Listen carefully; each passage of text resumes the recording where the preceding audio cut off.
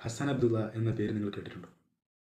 ഇല്ലെങ്കിൽ കേൾക്കണം. ഞാനും നമ്മളൊക്കെ അറിയേണ്ട, മനസ്സിലാക്കേണ്ട വലിയൊരു കഥയുടെ ഉടമസ്ഥനാണ് ഹസൻ അബ്ദുള്ള.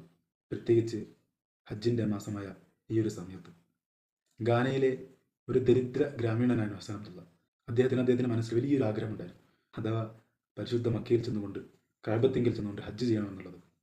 ആ ആഗ്രഹം അദ്ദേഹത്തിന് ആത്മാർത്ഥമായിരുന്നു. ഒരിക്കൽ അദ്ദേഹത്തിന് മുന്നിൽ ഒരു ഡ്രോൺ വന്ന് വീഴുകയാണ്. വലിയ വിമാനങ്ങളും ഹെലികോപ്റ്ററുകളും മാത്രം ആകാശത്തിന് മുകളിലൂടെ പറന്ന് കണ്ടുകൊണ്ട് മാത്രം പരിചയമുള്ള ഹസൻ അബ്ദുള്ളക്ക് ആ കൊച്ചു ഡ്രോൺ വലിയൊരു അത്ഭുതമായിരുന്നു. അദ്ദേഹം ആ ഡ്രോൺ കയ്യിലെടുത്തുകൊണ്ട് ആ ഡ്രോണിനോട് തൻ്റെ വിഷമം പറയുകയാണ്. നീ ഒരു അല്പം കൂടി വലിപ്പമുണ്ടായിരുന്നെങ്കിൽ നിന്റെ മുകളിലേറിക്കൊണ്ട് എനിക്ക് മക്കത്ത് നിന്ന് ഹജ്ജ് ചെയ്യാമായിരുന്നല്ലോ. അത് പറയുമ്പോൾ അദ്ദേഹത്തിൻ്റെ കണ്ണുകൾ നനഞ്ഞിട്ടുണ്ടായിരുന്നു. ഷൂട്ടിങ്ങിൻ്റെ ആവശ്യത്തിനായി തുർക്കിയിൽ നിന്ന് വന്ന ഒരു സംഘം ചെറുപ്പക്കാരുടേതായിരുന്നു ആ ഡ്രോൺ. അവർ ഈ കാഴ്ച കണ്ട് അത്ഭുതപ്പെട്ടുപോയി. ആ ഡ്രോണ് ചേർത്ത് പിടിച്ചുകൊണ്ട് ഹസൻ അബ്ദുള്ള നിൽക്കുന്ന ഒരു ഫോട്ടോ അവർ സാമൂഹ്യ മാധ്യമങ്ങൾ പങ്കുവെക്കുകയാണ്. ഹസൻ അബ്ദുള്ളയുടെ ആ ചോദ്യവും ആ ഫോട്ടോയും തുർക്കി മാധ്യമങ്ങളാകെ ചർച്ച ചെയ്തു. തുർക്കിയിലാകെ സംസാര വിഷയമായി, ചർച്ചാ വിഷയമായി. തുർക്കിയിലെ സർക്കാർ ഇടപെട്ടു.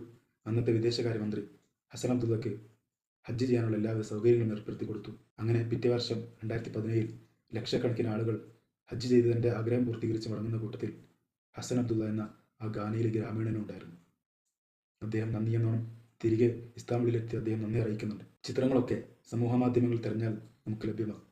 പറഞ്ഞു വരുന്നത്, നമ്മളൊന്ന് ആഗ്രഹിച്ചു കഴിഞ്ഞാൽ ആ ആഗ്രഹം ആത്മാർത്ഥമാണെങ്കിൽ, അതെത്ര വലിയ ആഗ്രഹമാണെങ്കിലും, ഓർക്കുക, ഗ്രാമീണനായ ദരിദ്രനായ ആ ഹസൻ അബ്ദുള്ള എന്നാരെ സംബന്ധിച്ച്, അദ്ദേഹത്തെ സംബന്ധിച്ച് സാമ്പത്തികമായോ ശാരീരികമായോ മക്കയിലെത്തുക എന്നുള്ളത് ബഹുദൂരം, ബഹുകാതം അകലെയാണ്.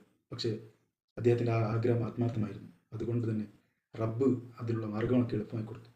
നമ്മുടെ ആഗ്രഹം ആത്മാർത്ഥമാണെങ്കിൽ മാത്രം റബ്ബ് അതിലേക്കുള്ള മാർഗങ്ങളൊക്കെ നമുക്ക് എളുപ്പമാക്കി തരും.